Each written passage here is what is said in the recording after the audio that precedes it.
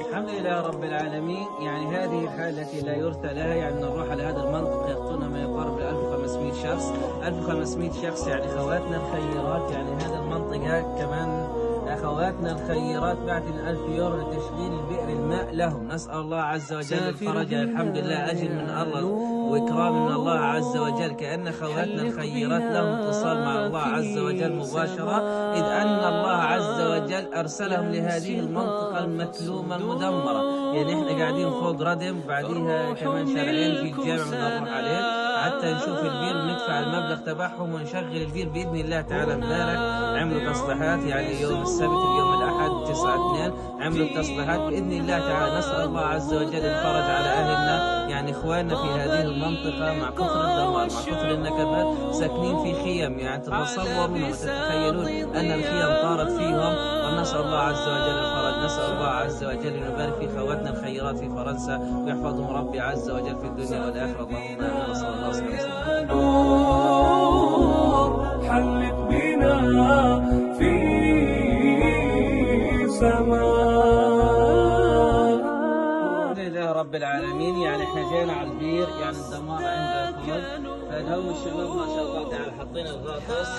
هو البير هنا يا شباب حاطين الغاطس، يعني من اخواتنا الخيرات عاملين ايش المطلوب اللازم فيه. يعني نسأل الله عز وجل الفرج. يعني هذا الردم أثر علينا في البير بشكل كبير وكثير كلفنا مبلغ من المال ظاهر.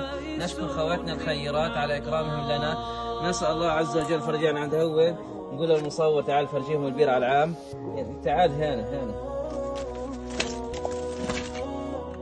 يعني متر يا كرام، متر شو اسمه هذا، متر البربيج هذا حقه 30 شيكل. 30 شيكل 10 دولار حقه، او 10 يورو زي ما احنا بنسميها من خواتنا الخيرات من فرنسا. نسأل الله عز وجل الإكرام. يعني تام علينا الحين احنا تشغيل البير. احنا تشغيل البير هذا يعني مكلفين فيه بإذن الله تعالى، يعني من المنطقة. بس قلنا له ايش؟ قالوا لنا الموتور بتصلح بإذن الله تعالى. نسأل الله عز وجل خواتنا الخيرات من فرنسا يكرمهم ربي عز وجل على إكرام أهلنا، يعني في شمال قطاع غزة في جباليا بهذا الأمر العظيم.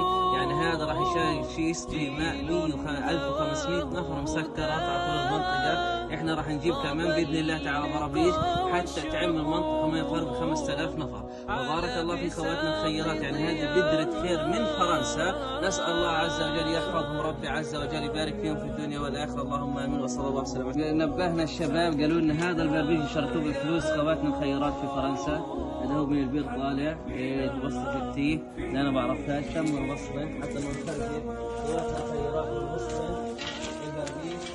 نور وصداك نور، سبحان من أوحاك، وفوح هذه السطور نفائس. يعني احنا تم علينا توابل بربيجي وعم المنطقة حتى عمله 5000 نفر.